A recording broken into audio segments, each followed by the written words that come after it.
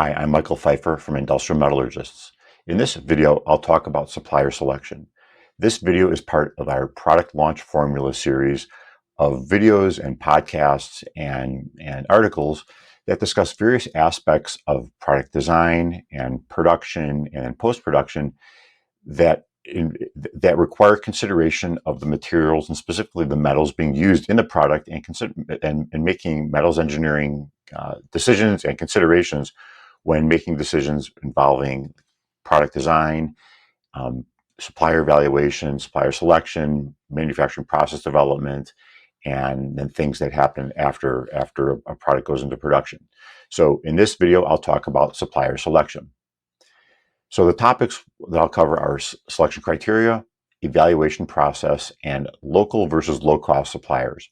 Now, I know that for supplier selection, there's a lot of different considerations, a lot of different things to be thinking about. For this video and for the other videos I'll be producing, my concern is the metals engineering perspective, or more broadly, the materials engineering perspective, and thinking about and making considerations that influence the materials being used in a product and whether the materials meet the requirements for the product, and whether the materials are able to help the product meet its performance and reliability requirements at low cost, and whether can eliminate quality problems. So again, my focus will be on the metals engineering aspects and considerations. So the first thing I'll talk about is selection criteria.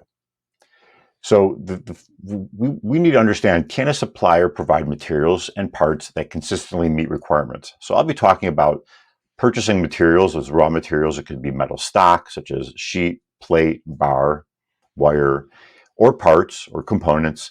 And these components can be custom-made components or custom designed and made. It could be cast or extruded or stamped or forged, or many of the other fabrication processes that are used. And we want materials and components that consistently meet requirements. So we want to know, can a supplier consistently meet the requirements? Well, the first thing is to establish selection criteria. Things that you know what you need to have in the materials or the components. This means having thorough and accurate specifications for the materials and the components. So for components, want to have all the information about the dimensions, the shape, and the features that will be on the component. Also want to have information about the alloy composition, so whether it's a material or a component. So the alloy, and if it's a specific grade, what that grade is, and if there's a standard that corresponds to that, whether it's an ASTM standard or an ISO standard or SAE standard, to include that.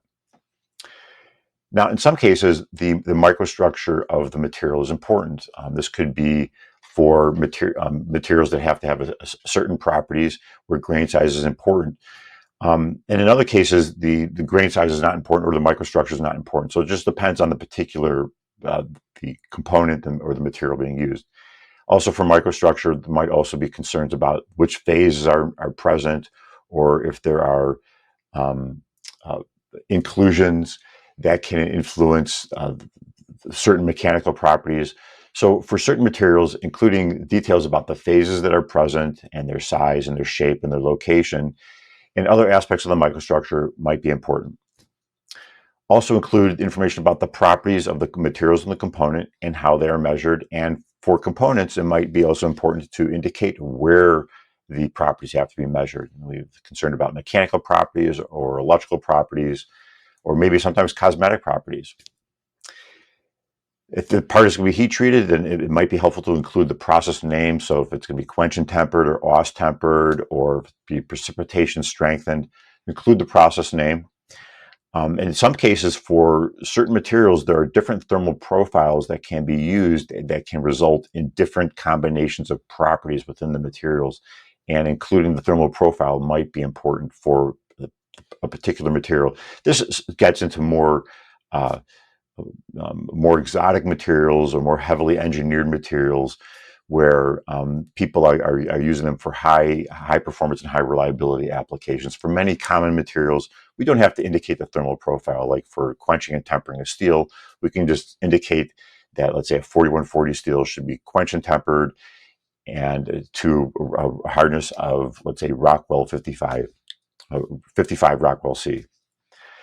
Also coatings indicate the material, the process name, so whether it's going to be electroplated or thermal coated, painted, or whatever process is going to be used. Also the thickness and the evaluation method for evaluating the thickness and any other properties that are important for the coating.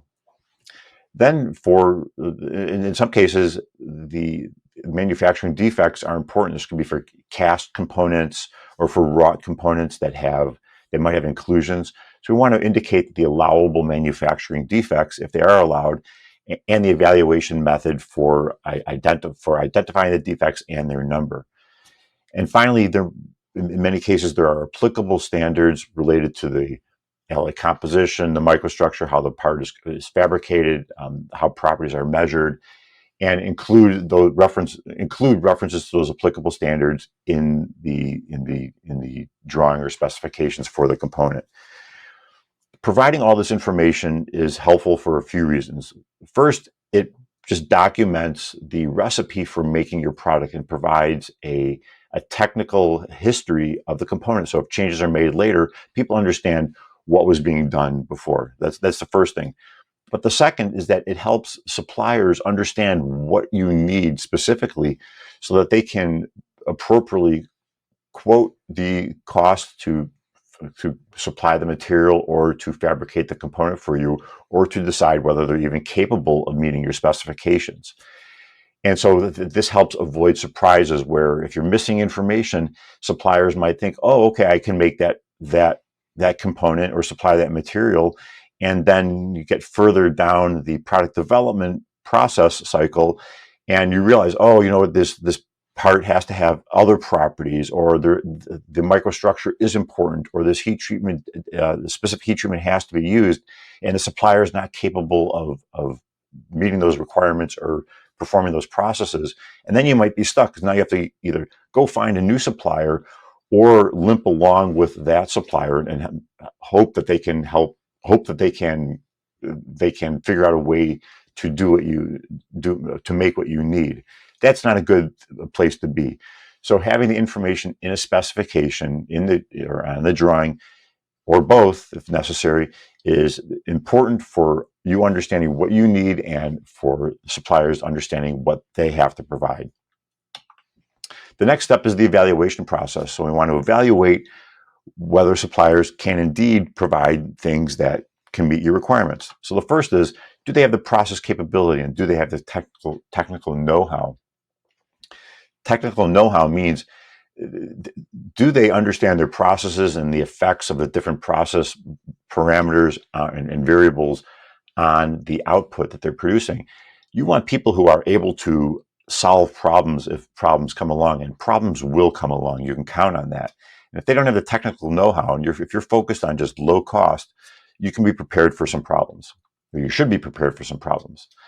The second thing is, are they okay with your specifications? Do they have recommendations? Listen to them. If they see that the part is going to be a hassle to fabricate, and they maybe recommend changes to the design, maybe some design features, or be a modification to the properties, or maybe using different materials, consider those things, because they're trying to find ways to help be able to make the component without hassles. And that is going to pay back for you, because that's going to correspond to having fewer quality problems, and it should be lower. The component will be lower cost, or the material will be lower cost to produce, and the supplier will be able to continuously supply the thing. Get a sample from the supplier that's already in production, something that's similar to the component you're looking at, and evaluate it. Look at its composition, its microstructure, and its properties, and make sure that the supplier is able to produce something that they can meet what they claim that they're doing right now. If they can't, if they're to tell you it's a certain material with certain properties and a certain microstructure and it's not, then go find another supplier. So look at the composition, microstructure, properties, and defects. As I said, you typically want to just go look for another supplier. Sometimes, though, people have a reason for working with a particular supplier. Maybe they have a specific skill at something or have a proprietary process, and so there might be some use for working with them. Then in this case, you can expect to help put some effort into helping them figure out what's going on with their production process. Then do they have process controls? Again, what's their technical know-how and their ability to monitor their process to make sure that what they're producing is going to meet specification?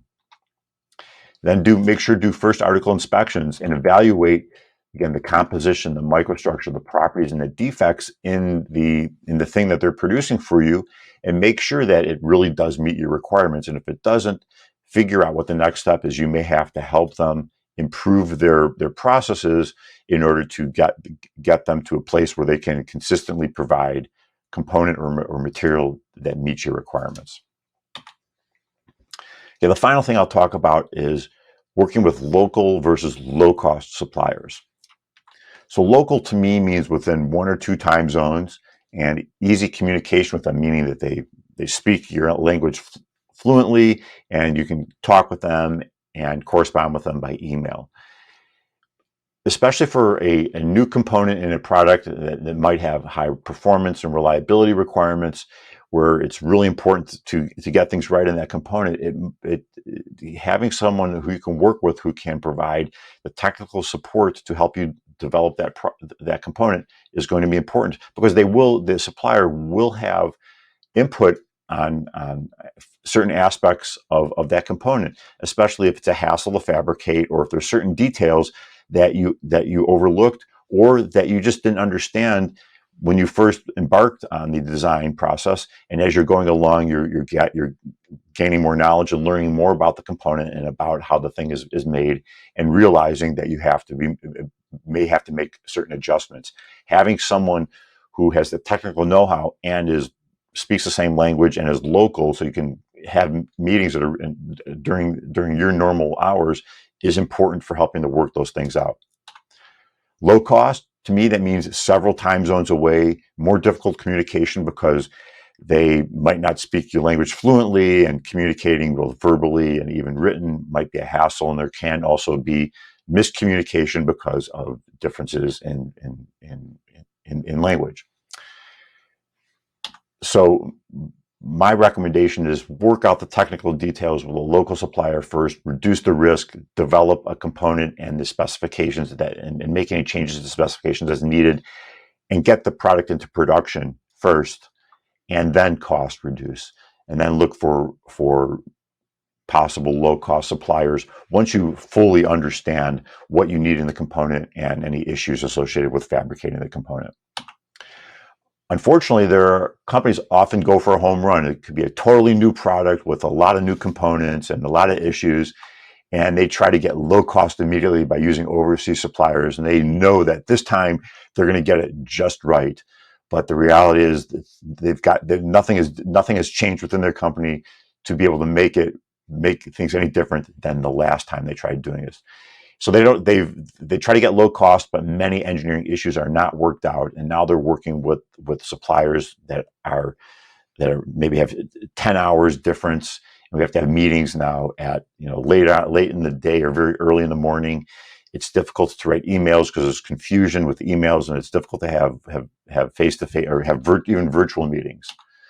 So the result is often product reliability problems and production quality problems. I'm working right now with a company where they cost reduced a product that didn't have good specifications, and the low cost supplier was making changes to the design without my client's input, and even the parts that they were making as requested were not working as requested because of changes that the supplier made with their own manufacturing processes.